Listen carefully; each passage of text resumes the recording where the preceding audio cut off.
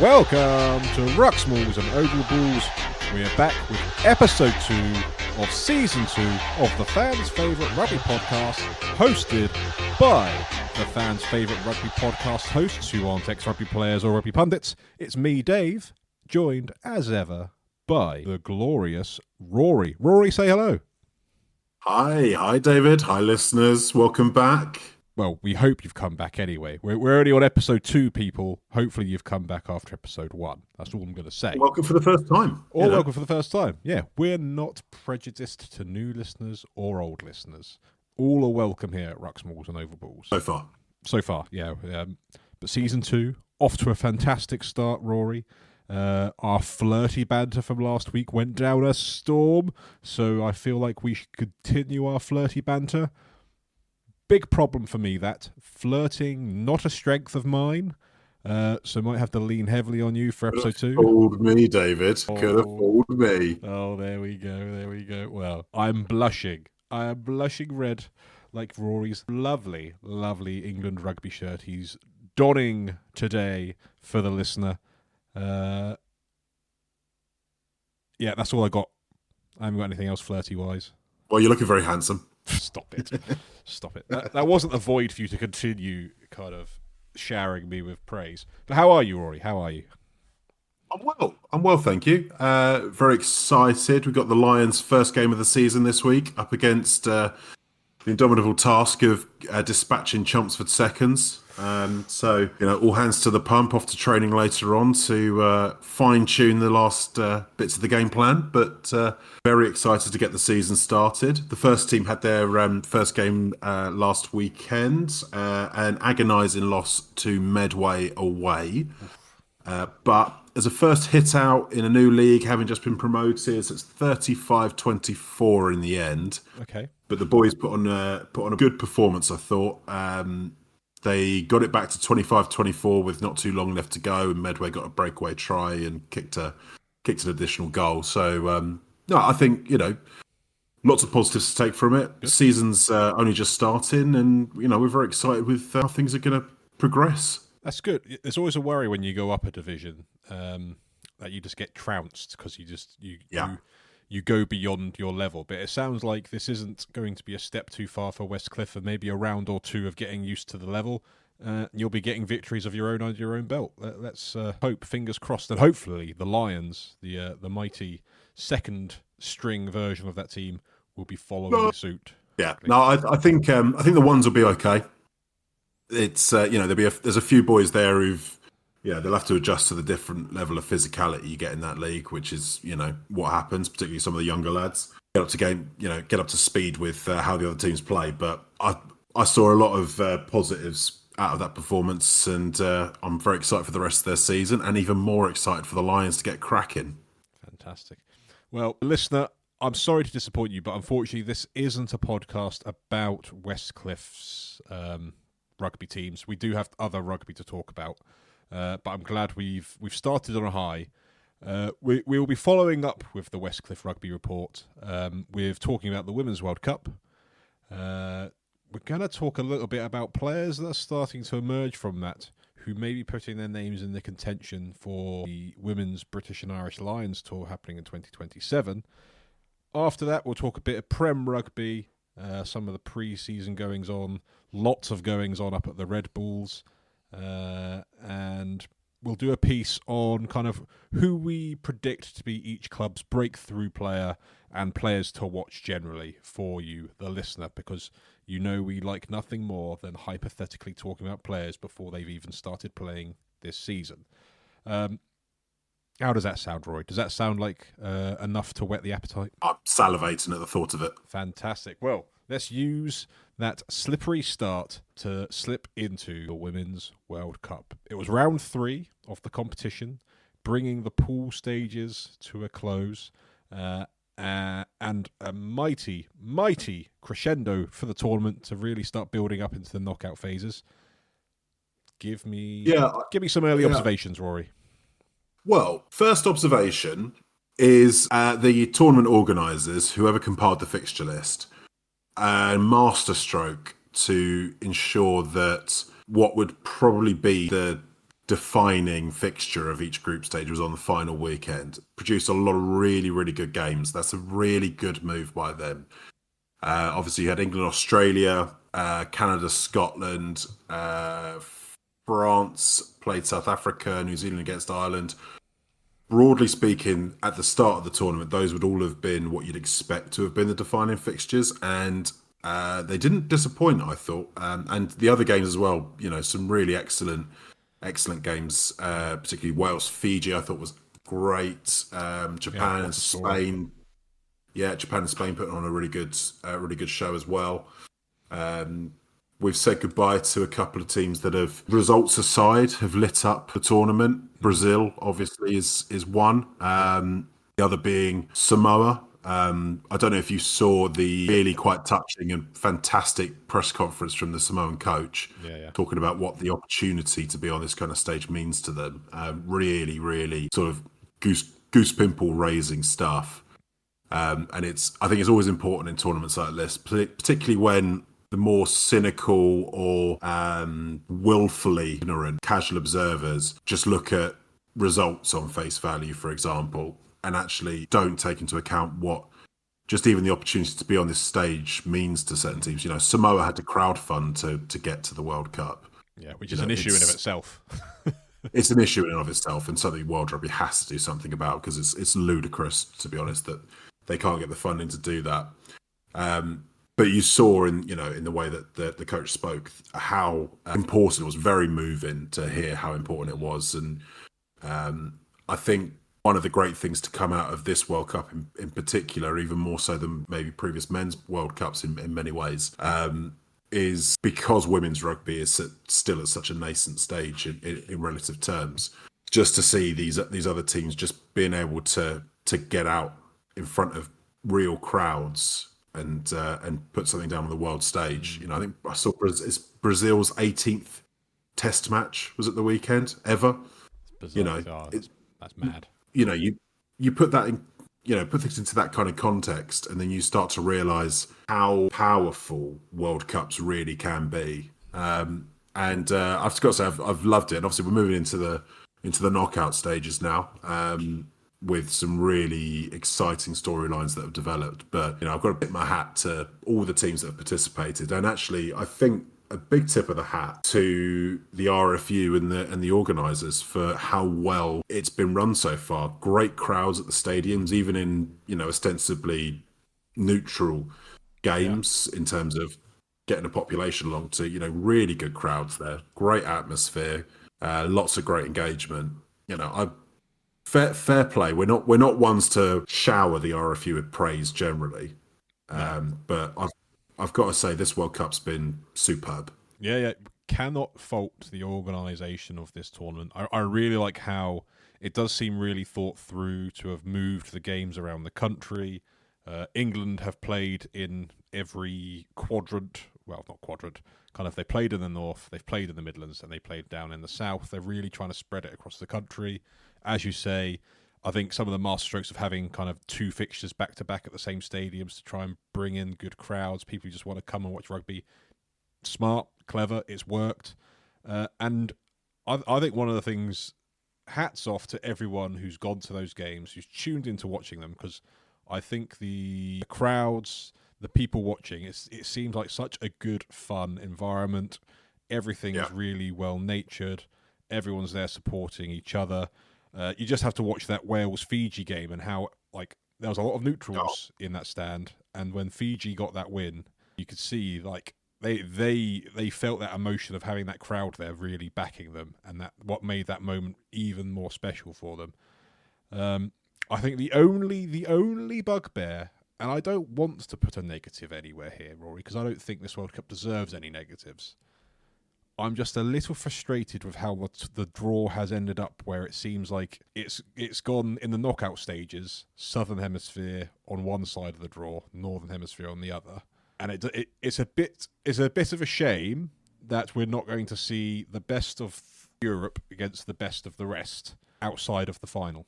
Yeah, I think that's more just a quirk of circumstance as much Yeah, as anything, really, isn't it? it You is. know, for It is. example, you wouldn't necessarily have expected. I mean, South Africa have made their first quarter final. You probably would have expected Italy to have been in that fixture there against New Zealand. You probably would have expected that the Canada would maybe have been playing the USA, although that's maybe a little bit. I don't know what necessarily the entire expectations are, but I think that would have been a reasonable bet. But yeah, I take your point, but It's not a massive no, problem. It's just a little thing in the back of my mind thinking, oh, it would have been nice to see a bit more of those games where it's the sides that don't play each other all the time yeah, playing each other. But you can't avoid these things, can we? It still makes for some exciting fixtures in the knockout rounds. Now, obviously, we are a English-based rugby podcast. Our bread and butter being England rugby, Prem rugby, PWR. The sort. yeah. Did you catch the Red Roses? I'm assuming the answer is yes, but did you catch the Red Roses up against Australia? I did, yeah, yeah. England basically coming up against their first real test, realistically, of the tournament, and I don't think it'd be unfair to say they stuttered a bit. In the first half, in particular, I thought they. I don't know if they certainly didn't start at the blocks as quickly as you would expect and have done. They have done in previous games. Australia obviously scoring the first try and actually getting the upper hand at scrum time, powering over with a maul for their try. The sort of thing that you actually associate this Red Roses team with being very good at combating because those are their areas of strength. So definite points of concern for John Mitchell as, sterner tests lie ahead because although on the face of it, it looks like quite a comfortable win, and they did score some excellent tries. England, fair play. I thought in the second half, in particular, they showed the power of their bench and the power of what they're capable of, and they put Australia under real pressure. But with some of the teams they've got coming up ahead, I still think there's a question mark about where this Red Roses side is outside of their power game up front, particularly with Ellie Kildunn being out for at least the quarterfinals, potentially even the semi-finals. Yeah. It's not panic stations by any stretch. You can't look at the results they've had and say that it's time to panic. But I did watch the New Zealand performance against Ireland, and their backline is lethal and ruthless. And they've got a skill set that is probably unmatched. Their ability to pick off holes in defence it's beyond impressive. It is truly ruthless. They really stood up in this round. If you weren't already wary of the threat that New Zealand have towards England's chance of this World Cup, watch the game they played against Ireland and tell me that they're not every bit as much a challenger as England are, because that backline they've got is lethal. There's probably still a question as to whether their pack can compete with England's, and that we know that is England's real point of difference, and it's what they've been able to do to a lot of teams to really grind them down in games.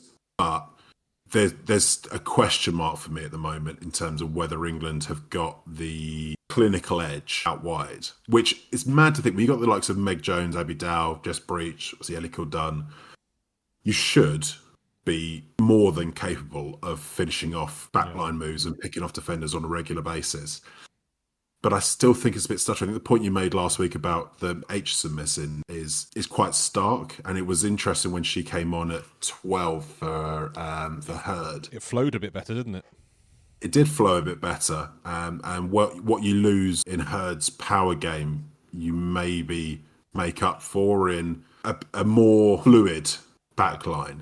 So I think that could be a real question for John Mitchell this week, as to whether he brings Aitchison in from the start.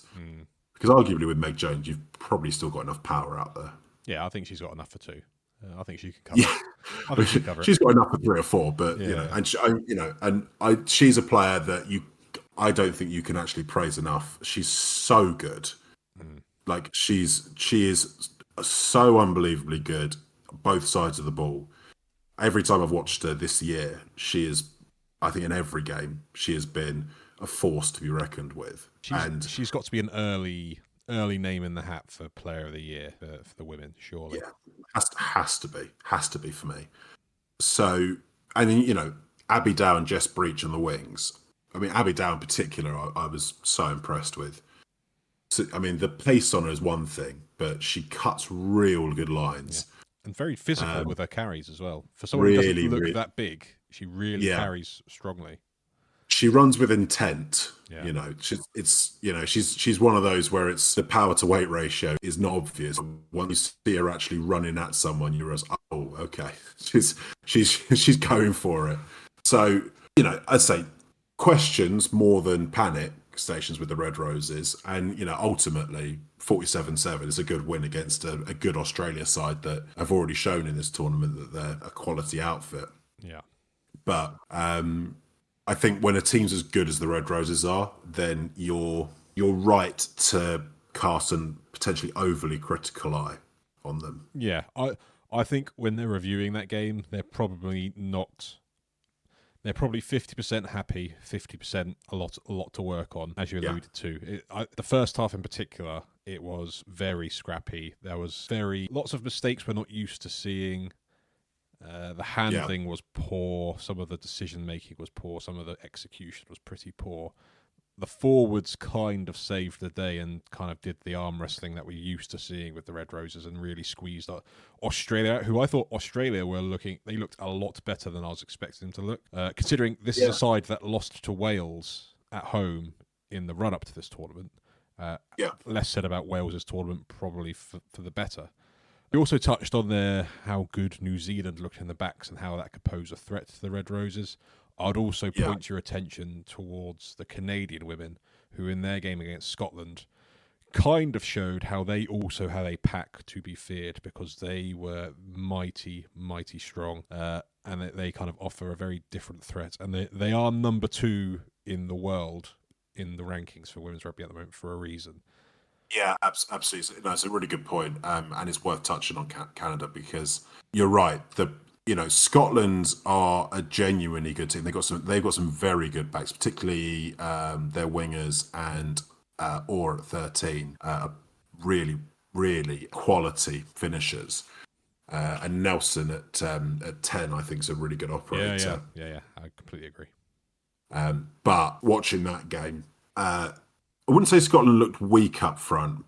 They got done at the fringes a lot, but a lot of that I think just came from just how powerful the Canadians were.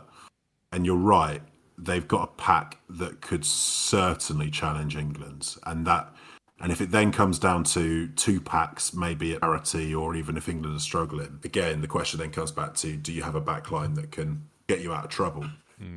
I suppose something that is a saving grace for the Red Roses, I think, even if their backline's not been firing ball in hand, I think they've looked very, very good defensively still. So I think that could be the saving grace, that even if they're not fit and firing for whatever reason, I think their system and how they defend will at least nullify most, if not all, backlines. And I say most, if not all, because the Black Ferns will offer something that we've not seen them face for a while. I mean, England still haven't conceded a second half try in this tournament. Yeah. So, I mean, that tells you 2 things. They defend very well and they are fit. They're certainly fitter than the teams they've faced up to this point. Whether they're fitter than the teams they're going to face in the knockouts, that remains to be seen. But you can tell, and obviously their bench power is a big part of this, but you can really see the difference towards the back end of games, how well they pull away from other teams. That's something they can bank and say, we will be able to keep going and be relentless longer than the teams we face. But I think the question is whether that's enough. Yeah, I think we will have to wait and see. The quarterfinals are just around the corner. We'll see how much rotation John Mitchell does with that squad. I think there's a couple of injuries that he's going to have to contend with. Hannah Bottoman went off for a back spasm. Kildun, as you mentioned, with a concussion. Will he roll the dice a little bit? I think he could probably afford to a little bit against Scotland. And if he's got any question marks on anyone's fitness, he probably can. I don't think he's the type who's going to roll the dice any more than he has No. to. Fortunately, you'd say fullback and prop are two areas of real strength for England, so they might be less concerned about that than they otherwise would be. Yeah, it is England's greatest strength is their strength and depth. I think through the squad they've got starters, so it does stand them in very good stead. But we will see. We'll keep an eye on the tournament as it goes on. But I wanted to do something a little bit different, Rory. Next, obviously with the women stomping all over this country at the moment, very very conscious of the 2027 first ever British and Irish Lions tour for the women, and it got me thinking. Do we need to start thinking about which players are putting their hands up at this very early stage to be part of that tour from the home nations? So I was thinking, let's run through each position and the players that may be at this stage, acknowledging there's still 18 months, 2 years until we get there. Anyone we're expecting to be in a good position when we get to that tour? Yeah. Okay. Let's go through it position by position. So let's start. Props generally. Let's not be specific. Tight head, loose head. I think let's assume fitness-wise, all players are fit as of Lions tour, because you never know of injuries and stuff. But I think it's an easy starting point to look in the England stable with Hannah Bottoman, Maud Muir. Clifford and Byrne would certainly put their hands up to be involved. To be honest, the four England props are so good that you can almost guarantee they'll all make it. But obviously, part of this being the first Lions tour is they won't want to just overload this with England, acknowledging the fact that England at this moment in time are well ahead of the other home nations. But that being said, I think Jugang, in the Irish team, I think it's a really impressive operator. I could certainly see her being considered. Another name I think would be a curveball would be Cecilia Tuipulotu from Wales. Yes, that would have been the other one I would have thought of. I mean, she's. I think with her, in the same with a lot of other Welsh teams, Welsh players, it's going to be much around what environment they're in between now and 2027. But for ingredients, she's certainly going to be considered because she's got real power, real carrying power. So, certainly, I would throw Jugang and Tuipulotu certainly into the mix there. I think that's a strong stable. Hooker-wise, I think, again, I think I'm going to start off with Neve Jones because I think she's probably been a standout at the hooker position for a couple of seasons now. Yeah, Neve was absolutely. I mean, she was. I think the second name I put down outside of England players to be considered in this. I mean, she's been superb for Gloucester Hartpury in the PWR, part of the three-peat. She's got kind of that Phil Greening mould as a hooker. She's quite slight, I would say, as far as front rowers go, but she's so mobile and she's so nuggety. I think she gets in that squad for me easily. I would say her set piece work is pretty much second to none. She's got really good darts, and she more than holds her own in the scrum. So Neve Jones would be definitely in there for me. Yeah, and then Lana Skeldon for Scotland is a huge difference maker for them. So it'll be interesting to see how she may go in a stronger pack with some meaty props either side of her. And it would be rude to ignore the huge stable of England hookers that are available as well. Which 3 or 4 and Davis. So I mean, there's more. Yeah, of course. I think to a certain extent you can take English participation in most positions as read. That's. And it's no slight against the other players. It's just the reality of results since the last World Cup. All those names I would absolutely have in the mix. Yeah, second row, Rory. I mean, Zoe Allcroft potentially even tour captain. Yeah, just really, really impressive player. Abby Ward. Yeah, she'd be in there. I quite like Bonar in the Scottish team. I think she's been a good operator. I like Georgia Evans in Wales as well. I like Georgia Evans for a lot of reasons. I like that she is unashamed about how she wants to present herself in the game, and I think that kind of attitude, that kind of personality, goes a long way on Lions tour. So I'd certainly have Georgia Evans in there. Yeah, I completely agree. And I think as a curveball, and purely because I'm a Northampton Saint fan who are very tightly twined with the Loughborough Lightning, like my early bolter to maybe carrying the Lion mascot would be Lily Eves Champion, who I think is a very impressive young lock for England. He's the youngest player in the England squad, and I've been impressed with her every time I've watched her play. So I think maybe she may be an outside bet for the one carrying the mascot potentially. Yeah, well, I think she's a really good shout. I hope she gets a bit more game time in the World Cup. She's struggling to break through in a very strong pack of players, literally. It's the age-old England problem, that, isn't it? But certainly one to look out for in 2 years' time. Yeah, and then the back row, there is an embarrassment of riches, I think. Yeah, in the Home Nations. Matthews, you got to think Marnie Packer has got to be retired by that point, but she just seems to keep going. Yeah. Fayanati, I like. Talling, I like. But outside of that, I thought Calendar impressive for Wales in a big fan struggling. Of yeah. Rachel Malcolm at Scotland's a really good player. Evie Gallagher. Yeah.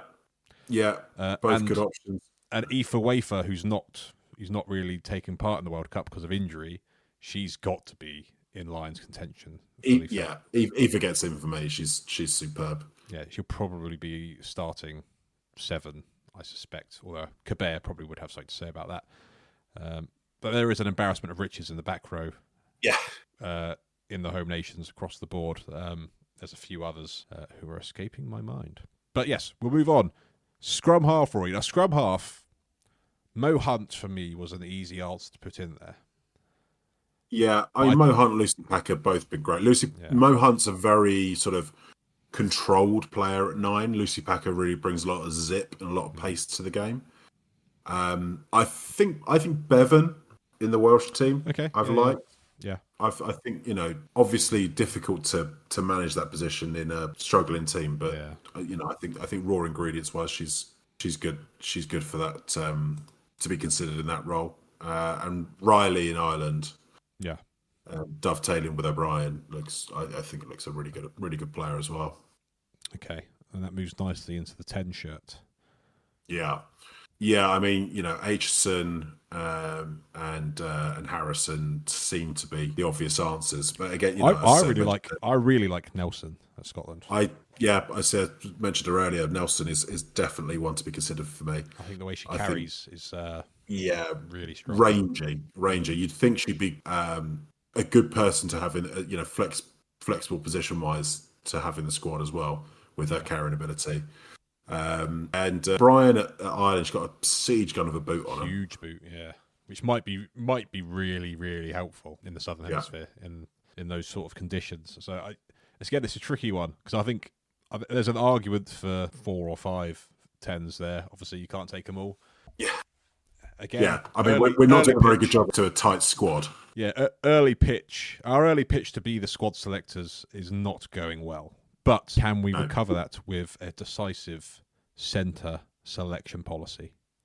Meg Jones is in. I mean, to be honest, I'd have Meg Jones as both centres in some ways, but I think if you could, I don't know which way they'd do it, but I would, if I could try and fit in Meg Jones and Orr for Scotland. Yeah, Emma Orr. I mean, for me, those two were the standouts. I just watch Emma Orr and I think that's a classy player. Yeah. Really classy. Yeah, I think I'd put Meg Jones at 12 probably just because she's such a powerful runner. Yeah. I think she could do it. I reckon she could do it quite comfortably. Yeah, I think she probably could. So yeah, I think I'd go Jones or at 12, 13. And then outside that, well, Tatiana Hurd, not a bad shout. Tatiana Hurd's a great power runner. Dalton for Ireland's really good. Yeah, absolutely. But yeah, keeping things slightly tighter than we have managed to up to this point. For me, Jones and Orr. That's your obvious. I like it. Jones and Orr. Yeah. It sounds like a solicitor's firm. Jones and Orr. Jones and Orr. Yeah. Yeah. And then back 3. Now, obviously, Ellie Kildunn will be there. Jess Breach. Jeff Breach will be there. Abby Dow will be there. Outside of the Yeah. England usuals, I think two names that jump out for me early doors.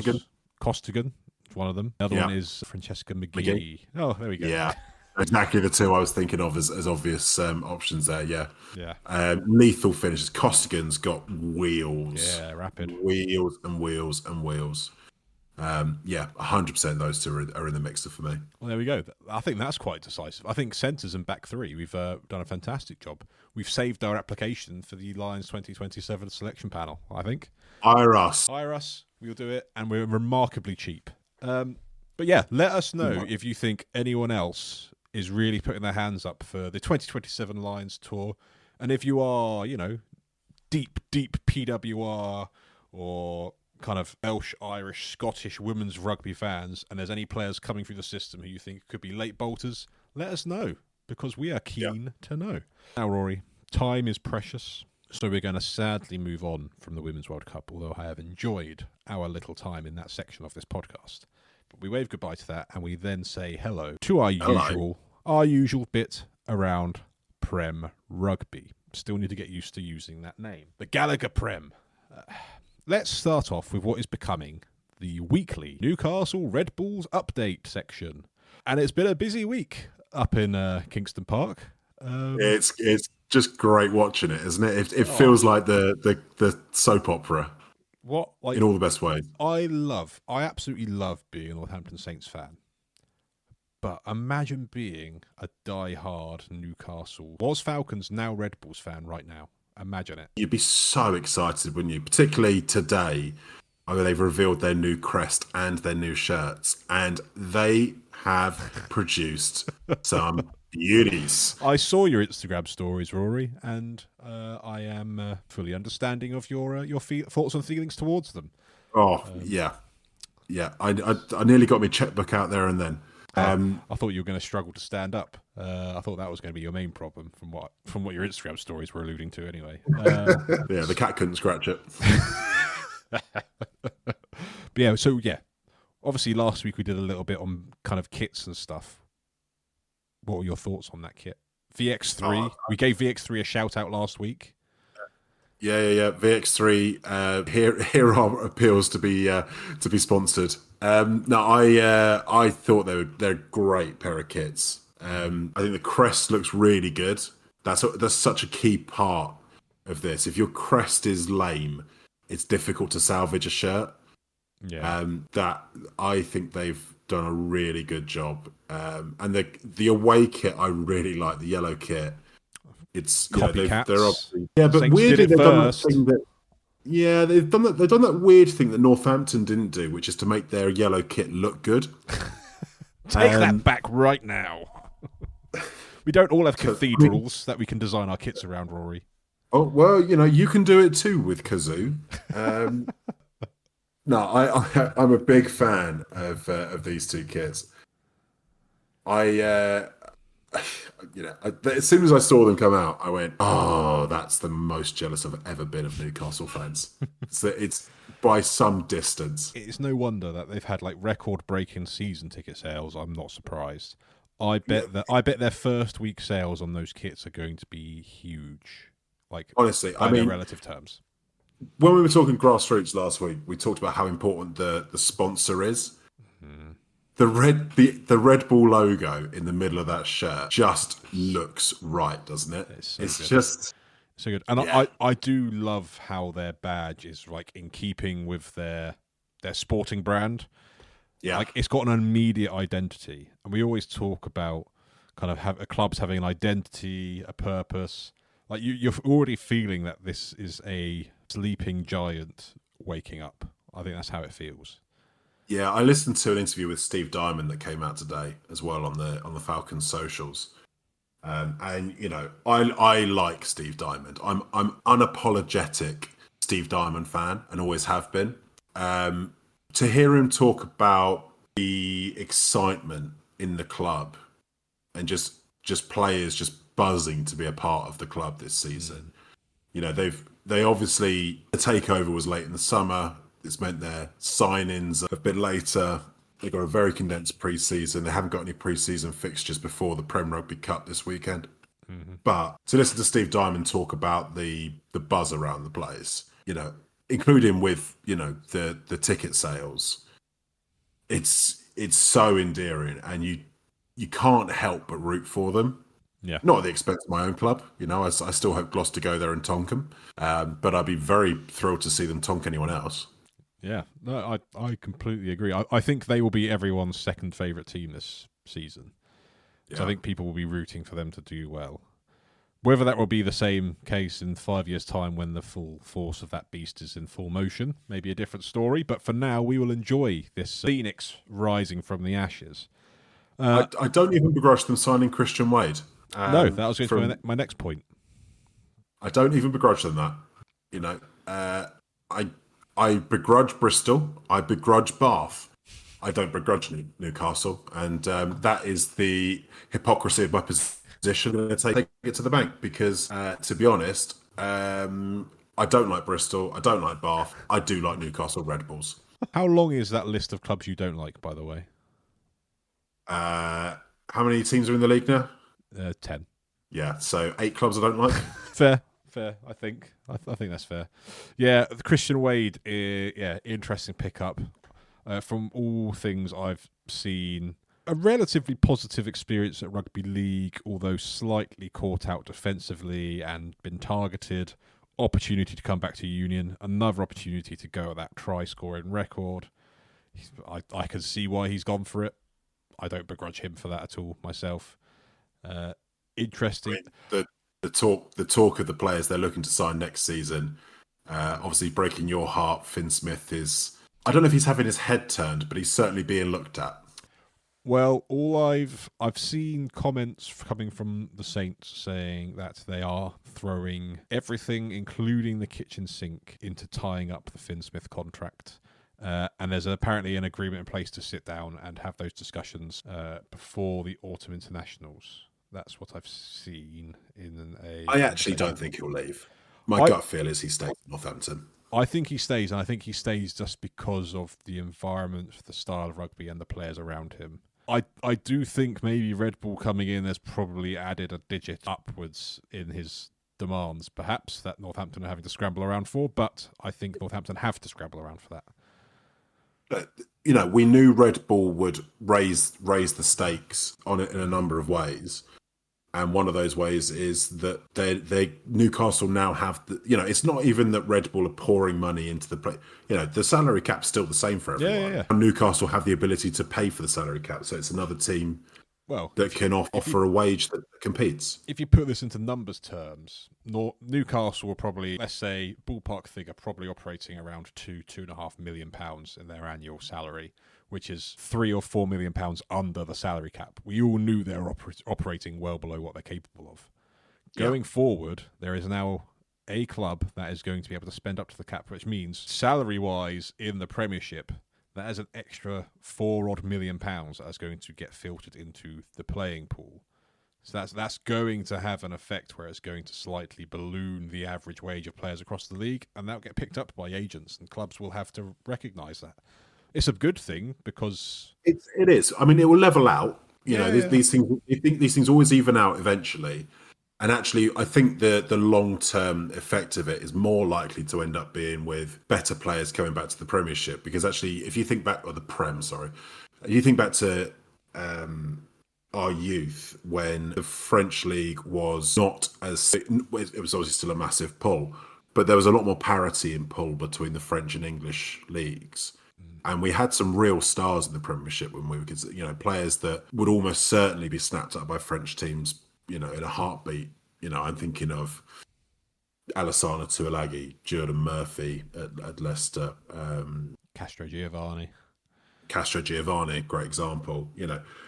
Players that would be natural fits for the French league as it is now. Actually, if you've got that extra £3-4 million knocking about in the Premiership to attract players back to the league, suddenly you're starting to think, oh, actually, there's a good opportunity here to raise the floor and potentially raise the ceiling of playing quality in the league, which wasn't bad, but I think we can all accept that since the clubs went bust, the floor went down on quality of players. And there was a bigger gap between your average journeyman squad player in the league and the biggest stars such as Finn Russell, Santi Carreras, the likes of those sort of players. That we could all see that because you could see it in some of the score lines. And it had a good effect in terms of some of the entertainment in the games. But actually, if you can just raise the entire quality of the league as a whole, it's nothing but a net positive. No, I'm fully anticipating some real big names to come to that club in the future. I saw Jack Noel liked the when they revealed their kit. Jack Noel liked it. He was very quick to like it as well because I thought I was quick. I thought I was quick, but he was already there before me, and I was like 4 minutes after posting. So read into that whatever you wish to. Outside of that, I think the only other bit of Red Bulls news they've had 3 trialists to sign up. So not only are 3 siblings, I think the interesting thing is this buys into what they were saying from the start, that they want to invest in infrastructure, they want to invest in young talent, and they want to build from the bottom up. So even though all these huge headline news things are going on, they're still sticking to the message of they're trying to build something sustainable. And it's picking up these sorts of players is what fits into that mould, because they're trying to try out players that are value for money and could potentially become more valuable than what they are now. And it's the exact approach they need to be having this season. It's interesting that all 3 of them are kind of fullback wingers. That's obviously a position that they recognise as an area they really need to add depth. And it's always interesting for someone like myself, because these are kind of 3 non-entities to me that I've got no bearing of knowing kind of where their level is. I know one of them's an Obertoyimbo, so obviously his brother Elliot already plays there. I mean, all 3 of them have older siblings at the club. It's Ethan Grayson's younger brother. And it's War and Obertoyimbo. I vaguely remember Obertoyimbo as a youngster, because I think they came through the Leicester Academy originally, and I sort of caught a bit of them in sort of the under-20s some years ago. But the long and short of it is they've had them on trial and decided to sign them up. Now, chances are they are there to ensure they've got a squad big enough to compete with the season, because they lost a fair few players and have had to do things on a smaller squad size anyway in recent years. So this is just an opportunity for them to ensure they've got the numbers there to compete all season, which we saw last year what a problem that was. But Steve Diamond doesn't just hand out contracts for anyone. He'll have his minimum standards. So they'll all be given a shot at playing for the Red Bulls. And I just sit here and think about it, and I'm so jealous of how exciting this must be to be a Newcastle player right now. Yeah, what an opportunity. Can you imagine the feeling of going, if I play my cards right, I'm suddenly in the Red Bull brand? Yeah, well, I think again, a masterstroke of these 1-year deals. The number of players who are going to be playing out of their skin this season to try and show why they deserve a renewal, to stay with that brand, to stay with that project. That's why I'm not writing off the Red Bull. I don't think they're going to be top of the table. Let's be realistic here. But I think they'll be really competitive, and they'll pick off a few teams. They'll catch a few teams cold. Yeah, and they may not be the bottom of the table when we get to the end of it, because we don't know. Another team might have a season like Exeter did last year, another team who I don't expect to be at the bottom of the table. In fact, this season coming up has become even harder to predict, if anything. Yeah. I mean, we'll talk about some of the pre-season results. Yes, actually, from the weekend. Good segue, Rory. Good segue. Great. I'm learning. I mean, I'll talk briefly about Gloucester, because it's been 5 minutes since I got a chance to. I've been pretty positive about the signings we've made. I don't know if you've been following Rugby Pass. I've been doing kind of squad ratings. Yeah. And Gloucester got I would say a harsh squad rating compared to the other teams they'd evaluated up to that point. they don't think that we're going to be in amongst it this year. I think there's a potential that we're being underestimated a little bit, which is fine. That's a good position for us to be in. But I do acknowledge that with the amount of turnover we've had, there's no guarantee that we don't sink this season. And certainly the competition has gone well up, and we will need to raise the game. Now, we beat Munster at the weekend. We played 2 15s, one in each half. So, and Munster didn't. They obviously changed a lot of players, but they didn't play 2 15s. From what I've seen, so I've seen the highlights, seen some bits and pieces from the game, listened to some of the reaction. By and large, it's encouraging signs. Yeah. For Gloucester. Still missing a fair few players, still missing their England contingent, still missing Max Llewellyn. Ben Redshaw wasn't in there. But Alemano was back. That was good to see. Ross Byrne was playing. Ollie Thorley was back. That's good. First time in 9 months. Massive for us, because we were potentially a bit light in the back three after some of the turnover. So good to see Thorlo back. Still got Cotgreave knocking around. Charlie Atkinson, Ben Loader obviously is in there. Yeah. So far, it looks like Gloucester are going to be playing much the same way. Good. I don't know how many volleys you've seen on the road pitch, but Josh Hathaway, there was a little George Barton chip and chase, and Josh Hathaway does this fabulous sort of. I saw the clip. Yeah. 6 foot in the air, scissor kick, nearly regathers it, and I just looked at that and went, "Oh, we might be fun again this year." There's a player whose name, apologise, escapes me, but he had an outrageous sidestep on him. I think he was playing. I think he might have been like a trialist for you or something as one of your 15s, or maybe he's an academy lad. I'm not sure. But was he playing in the centre? Yeah. Yes. Yes. It was actually a name I didn't remember. Picked him up from Hartbury, and you'll have to forgive me because I've forgotten the name off the top of my head. It's a double-barreled surname. Yeah. No, we picked him up from Hartbury as over the summer. He's a young lad. I think he's 20, 21, something like that.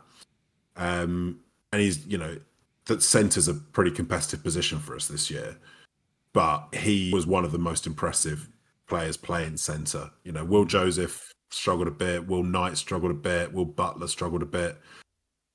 He was probably the pick of the centres. Okay, interesting. There was a clip that went around. And he just the step on him was he's ranging. Yeah, tasty. Yeah. No, but it's good. It's good. And also, before we move off of Gloucester, I know you don't want us to move off of Gloucester. What are your thoughts on Thomas Williams taking the captaincy from Ludlow? Look, I think Lewis Ludlow, he's the record cap holder in terms of Gloucester captains. Captain England on his debut. He is the personification of leaving it all on the line. I can't think of another player in the league who's more committed to physical action. Puts his body on the line, a la Lewis Moody, Jamie Newton. Those players that you think of, you think they put their head in horrible places. Yeah. I think he's had one of, if not one of the two, of the best tackle stats for 3 or 4 seasons now, even when we were crap. Yeah. He gets about. The reality is he's been captain a long time now, and Thomas came in last season and he raised the bar for us. Obviously, there was anyone who watched Gloucester at all last year knows that Thomas Williams was, along with Santi, catalyst. Yeah, and I think it's a really good move. Lewis is a good character.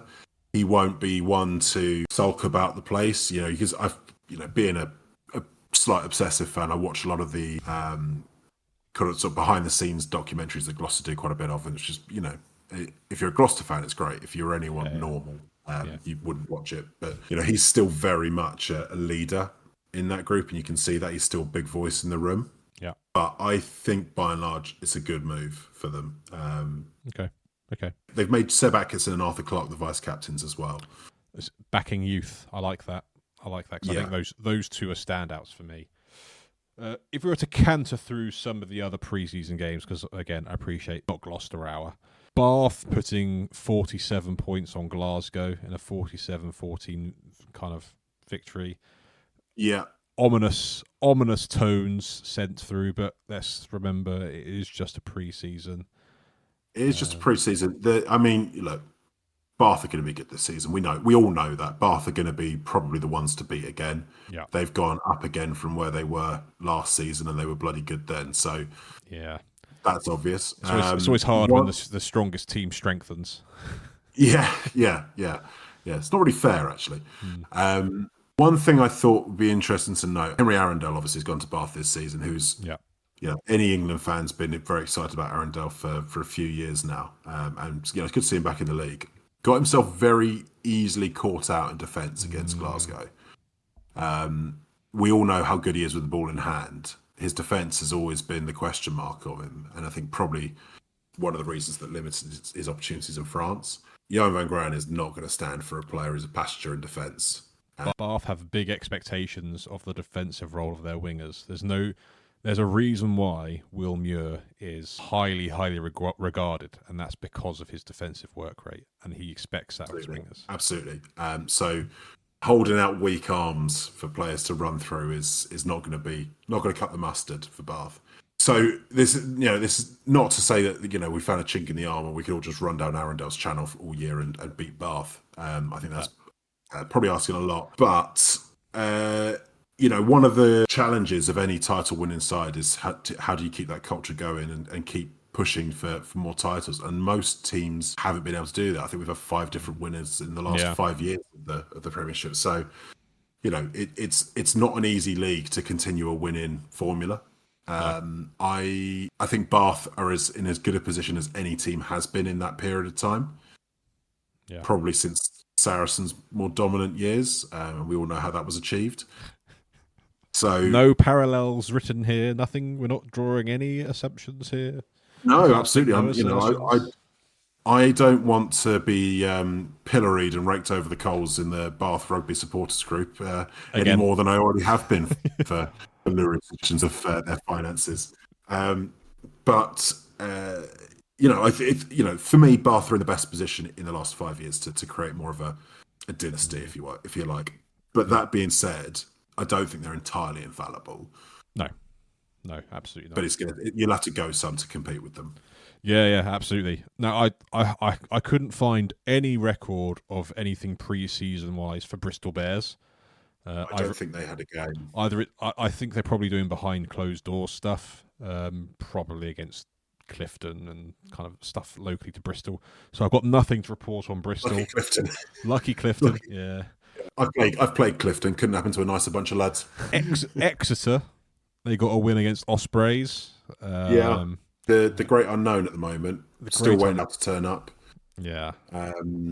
But look, I think Exeter will be stronger this year. I still think they'll be in the lower mids at best, but I could be wrong. It's difficult to tell with Exeter because the West Country gets lots of aspersions cast for having a slightly incestuous nature, which is not really my style generally. But the reason I bring that up is they don't seem to be able to evolve on from the formula they've had since coming into the Prem. Yeah. And I do slightly want it seems to be the same old voices kind of just circulating different roles. Yeah. And I just wonder whether that's going to be their issue in the long term. Obviously it was a problem last season. It was, and if you keep reinforcing your own echo chamber, you still get the same echoes back. It will remain to be seen. Obviously, this is a Rob Baxter team now. We'll see kind of what that looks like if they come with anything differently. I just look at their backline, and I think if their pack can create parity, there'll be lots of very interesting games. But yeah, they got a victory against the Ospreys. Not too much to read into it. Just a good run out for some of their new signings. I think Stephen Varney had quite a good showing from what I've heard. Campbell Riddle, who's in the under-20s, just picked up a couple of tries. Harlequins, a loss to Benetton. Yeah. Not a massively strong Quins side they put out, to be fair. And I think they might have played 2-15s as well. I had to double check that. But Quins is an interesting one because up until a couple of late Argentinian signings, I would have said that they haven't recruited particularly well for this season, and I still think it's at best a par. That being said, the prop they brought, is it Delgado? Yes, unit. Yeah, big unit. This is his first opportunity in professional rugby. He has got some Argentinian caps, but up to now he's been playing in the Argentinian leagues. Yeah. Adam Jones gave him a very funny introduction. Yeah, saw that. But Adam Jones is a funny bloke, and I love Adam Jones. But I think that's an interesting signing. Harry Williams is a solid signing at prop. And Petty is certainly a really good signing, right? But Petty's best part of 33, I think, at this point. Yeah, about that. He's not a young buck at this moment. So I still question whether Quins have got the pack that they need to set that back line away. That's my worry as well. But we'll see. We'll see how they fare. Again, we can't read too much into a first pre-season game. And I say that's Leicester putting 76 points on Nottingham. Yeah, not a lot to read into that one. Not a lot to read into that one. That's just a run out and a good stretching of the legs, it sounds like. Yeah, absolutely. Leicester's just an interesting one because they've got Jeff Parling in now as coach. Big changes there in terms of coaching personnel, some interesting signings they've made in terms of playing personnel, but maybe not as many signings as they might have wanted. Some big experience gone from the club over the last year as well. So Dan Cole, Ben Youngs, Anthony Watson, Julian Montoya's gone. That's a few hundred caps. It's a wealth of experience that's gone that no other teams really had to try and put up with. So be interesting. Gut feel says Leicester might struggle a bit more this year, but I mean we completely underestimated for the whole of last season and had egg on their face as a result. So. Yeah, and we were reminded continually of how much we wrote them off. Absolutely. Hold our hands up to that one. I still maintain there's no way they should have made it to the final, but they did. So fair play. Fair play. Newcastle wise, nothing to report. No, they didn't have a fixture. They're just doing a lot of internal stuff, but they're so this is just drawing on the interview I saw with Diamond. He seems pretty. Apart, his phrase he used was, "We haven't had a lot of born on born, but we're looking good." That's good. Northampton hands on our first bit of silverware, winning the Mobs Memorial Cup up against Bedford, 40-28. Long and short of it, from my observation, it was a really good opportunity to try and get the French Anthony Belleau up to speed because he is obviously going to be our starting fly half for the first couple of rounds with Finn Smith. Hey, look. I'm quite content from a first run out. He looks like I think he fits the mould. I think he will adapt to the style that Northampton are going to try and play quite well. Obviously, it was hard to tell because it was a number of the senior academy lads doing a lot of the back work. So the likes of Eduardo Tadaro, he was playing on the wing. Right. James Pater, the under-20s fullback, was playing at 15, and by all accounts had a really nice try, the opening try for Northampton. I do question why they've organised a pre-season fixture to play their senior academy lads. I mean, I get that it's a chance to give the senior academy lads a chance to play a shirt in a men's game. I was expecting a slightly stronger squad, if I'm honest. It doesn't seem like a great use of a fixture in pre-season to not play any of the senior players. But what do I know? But Sam Graham had his first start after his horror injury last week, so he's back. He started at 8, so really good to see him. We'll see. I think Northampton, they're going to Glasgow this weekend. I think that'll be a stronger side. Let's see whether we suffer for not having that extra game for the senior men. Question for you. On the Bedford side, did I spot that they had a Tuolagi and a Tonga on their team sheet? So, yes. So, Fred Tuolagi is kind of a stalwart of Bedford now. He's been there for ages. I read an interview with him recently and saw a couple of clips. He seems to have really sort of found his love for the game again there. Yeah, and Tonga is Sonny Tonga, who's on loan from Northampton for this season, or dual registered. He was one of the senior academy sign-ups for last year, basically looking to see if he can kick on and kind of see if he can scrum at champ rugby level. He's prop, presumably. Prop, yes. Yeah. And there is another Tonga. There's another Tonga coming through in the academy league as well, George Tonga, who's a second row. and is gigantic. So I'm all for the Tonga dynasty continuing. An interesting game that I kind of want to touch on, Sale losing 45 to Connaught. If you were to read the Sale Sharks press release on this, you'd think they would have put out their kids. If you look at the team sheet they put out... sort of Vermeulen was playing. Well, if you bear with me just 2 seconds, because I went and checked the team sheet, because the first line of it is a young Sharks beaten at home by Connaught. So I immediately go to the team sheet. Simon McIntyre, Tag McElroy, James Harper, Ben Bamber, Hiron Andrews, Jacques Vermeulen, Tristan Woodman, Sam Dugdale's the pack. Tristan Woodman, granted young. James Harper, granted young, but has played Prem Rugby. Ben Bamber, again, solidly. That's quite an experienced pack. There's enough there, yeah. Rafi Quirk. Ollie Davis is an inexperienced 10. Obi N.A., inexperienced winger. Raketti Massey White, Rob Dupria, Tom O'Flaherty, and then Tom Curtis at fullback. Right. So it's a slight mix, but let's be honest, there's enough players there to think you'd be more competitive there. But Sale are notoriously bad starters in the league. That's true. That is true. Maybe that's it again. They always seem to start badly. They do. So maybe that is just what that's about. But I just found it interesting that they tried to. If you read their match report, you'd think it was just their kids being thrown out. But when you look at the sides, it's propaganda, David. It's all propaganda. I'm getting blindsided by the mainstream media. Oh. Yeah. And then to round off the preseason, Saracens had a lovely trip to go play the Hollywood Bet Sharks and came away with a win, 38-26. So what a lovely, lovely time for them. Now, time is tight, Rory. I wanted to do a little section here about each club. Let's go through each club. Are there any players you think you're going to have a breakthrough year this season? Yeah, so you're going to have to correct me on names, obviously. Yeah. Ewan Richards? Yep, correct. Tick. I agree. I think this is the year that he steps into the first team. We've talked about him extensively. He's really impressive log. I think this is when he played at 6 at the weekend, actually. Yeah, interestingly, in their squad list, he is down as a back rower now rather than a lock. Yeah, interesting.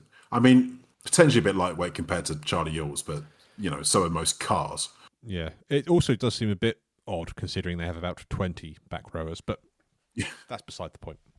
But no, I think this is potentially his breakthrough year. I think he's a player who's good going somewhere. Him, Kepu Tuipulotu and Billy Seller, I want to see have breakthrough years. Yeah. Bristol.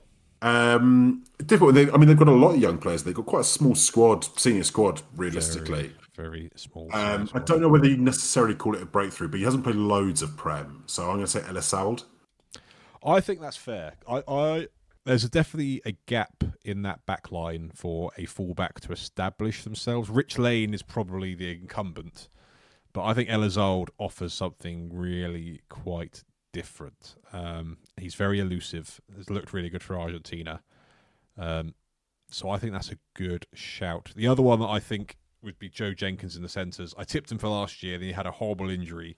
And didn't really get a chance to play. So I think that's a name that I would put out there as Joe Jenkins in the centres. But centre is the nicest way, a very difficult position to get into in that Bristol team with all the players they've got. Yeah. Exeter, always a bit of a curveball with them because they always seem to just uncover a player from their Exeter to university pipeline that I've never heard of. Yeah, I mean, it's a difficult one. I'll throw someone out there who I've been so impressed with in the under-20s, and he's played a little bit of senior, but not much. Kane James. Yeah. If he's gonna make it, I think he makes it now. There's still a question mark for me as to whether has he got the weight to survive in a Prem back row. But if he can punch above his weight, which he's certainly talented enough to, then him and Fizzalau could be a very interesting prospect in that back row. Yeah, I agree. I think Kane James is one to watch. It'll be interesting. It's just whether he can cement himself as a starter. And I think the other one for Exeter would be whether Ben Cohen can put a real foot forward as to stake a claim as being the starting fly half, because I think we all know that's just a weak position for them. It's a weak position. That is the position of need for them. So yeah, I'm in agreement there. Now Gloucester, I'll hand over to you. Who's coming out of the woodwork at Gloucester this year? Yeah, out of the woodwork's a difficult. I mean, young player wise, I think Fo kicks on, fully grows into his man body and becomes the Goliath that we know he's going to be. Ben Redshaw at fullback, massive signing from Newcastle. I'm really excited by him. He's played a reasonable amount of Prem, but I certainly think he's ripe to light up the Prem in kind of this new Gloucester style. But the player I'm going to go for is John O'Balding, 6'10", second row. Claire Balding's nephew. She was recently on one of the lesser rugby podcasts talking about him. Claire, come on to our podcast if you want to talk about John O'Balding. 6'10" unit. I think him and Arthur Clarke could create a pretty imposing partnership.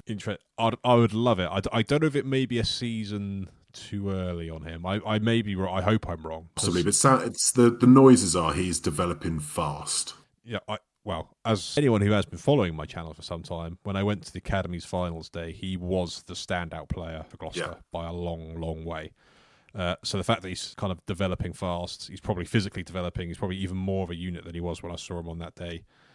It's very exciting because I think he is probably one of the few locks coming through that are really worth keeping an eye on. So if he does have a breakthrough year, I am all for it. And yes, Claire Balding, if you want to come talk about him, always welcome. Harlequins. Curtailed by injury last year. Cassius Cleves, I think, gets a better run this year. Hopefully. Benson obviously played quite a bit, so maybe not necessarily a breakthrough, but I really like the look of him and, may get some more opportunity this year. Yeah. But I'm going to go with Lucas Friday. Oh, I hope so. Again, another one had a horrible injury last year. Yeah, he's had a few problems. I've listened to Mike Friday talking about him, and I've watched him a couple of times, and he looks mustard. Yeah, I completely agree.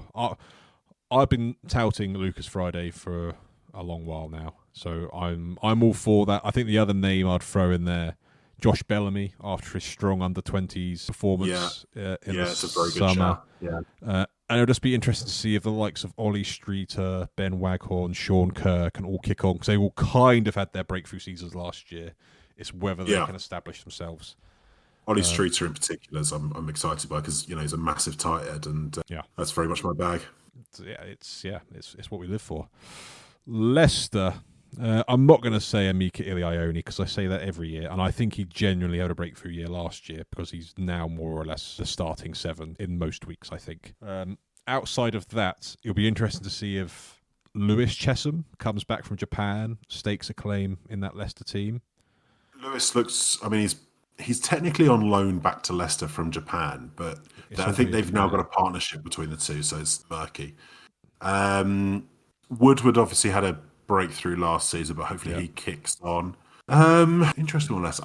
Finn Carndraff. Yeah, he's probably the one that you would think is ripe to break through now. Yeah, a really, really good operator in the under-20s, leader. Just sort of, he's probably the pick. I agree. Newcastle-wise, it's going to be an interesting one because I'm not sure. They played players as well last year in emergencies, but Joe Davis. Joe Davis was the name on my lips. We saw him a bit last season, played a little bit on the wing as well. Wheels on him. I think he could kick on this year. Yeah, I think it'll be him and Ollie Spencer. Again, they both kind of broke through last year because they got a lot of minutes. But and who's your man who at lock they picked up from Northumbria? What's his face? What's his name? Let me look through. We're not seeming very informed right now. Oscar Usher. Yeah, I like the look of him. Could well kick on this year. Yeah, I think the only thing in his way now is they've obviously recruited Freddie Clark and Fergus Lee Warner, who are very experienced operators in the second row. Good men to learn off. Northampton-wise, Toby Tame. He's the name to look out for. He's a centre. He is the one that won the Blackiston Cup, which is the notorious Northampton Fitness Challenge, which sounds like hell on earth. He came out on top. Yeah. Apparently, he was going to play quite a big part last season, was expecting a breakthrough season, but had quite a bad injury. Apparently, he's come back looking really good. I expect him to get minutes in the centres this year. So Toby Tame, he's the name to look out for. Tadaro? I hope so, but I don't know. There's not been anything mentioned about him being dual registered, but I think it may be a year too early. I wouldn't be surprised if he gets minutes at Bedford this year. but I may be wrong. It's just, his position, I'm not sure whether he'll get minutes. I may be wrong. But he may be the second one on the list. Ainsworth Cave potentially at lock as well. Another one from the under-20s. I could list them all, but I won't. Sale Sharks, of breakthrough player-wise. I think Ty Raymond might get a look in at prop. I mean, he's a young lad, but the way that Sanderson's talked about him, I think they're excited about his athletic potential. I think there's a chance that he might get more minutes than you'd expect. Yeah, and we definitely got a taster of him last season. Probably not enough to say it was a breakthrough year. So it'll be interesting to see how he goes with another pre-season under his belt, a bit more maturing. He's only just turned 20 in the prop position. That is exciting. And the fact that Tristan Woodman was in their pre-season team in the game against Connaught, he was a player that I picked out from the under-20s 2 years ago who I thought could go on and really break through. Didn't really hear much from him, but he seems like he's now back in the equation. So that's probably a name for anyone who's not familiar. Tristan Woodman's probably a name to look out for, especially if there's any fantasy rugby players looking for bargain players, because he'll be quite cheap. Saracens-wise, I think the main one for me, who I think may have a breakthrough year, will be Jack Bracken. Yeah, I think both Brackens get a chance this season. Yeah, but Jack Bracken, I'm a big fan. I think we talked about him a few times. I'm a real fan of Jack Bracken, and I'm hoping this is his breakthrough. He's a lethal finisher. The only problem again for him is the number of young wingers that they have at that club. It's scary, if anything. You're another Prem team. There might be some pickups coming out of Saracens soon. Well, yeah, if you're tuned in, I imagine there might be some that are quite interested in a link up with a energy drink company. Maybe, who knows? Yeah. But yeah, it's an interesting. But I think Jack Bracken's probably the one. There's a few others. Obviously, Olamide Shodake, I really hope has a breakthrough year as well. Fingers crossed Shodake gets in this season. I mean, it's tough to get into the Saracens pack because it's so quality, but I think he looks like he's got all the raw ingredients. So I'm a big fan of his. Yeah, absolutely. So that's our little brief run through potential breakthrough players in the Gallagher Prem this season, Rory. I'm sure when we get to the end of the year, we'll be shown up and being completely wrong. But of course, we had fun talking about it. And with that, I'm going to bring the podcast to a close, Rory. So let's offer you the opportunity to compose yourself and provide a final thought for episode 2 of season 2 for the listener. Do you have a final thought for the listener? Westcliff to get their first win of the season this weekend, and it's going to be the Lions. Go on, Westcliff. We've been Ruxballs over Balls. Hope you've enjoyed listening to us. If you have, by all means, like, follow, subscribe, send carrier pigeons. We don't mind. We'll be back next week for episode 3. And ta-ta for now. See you then.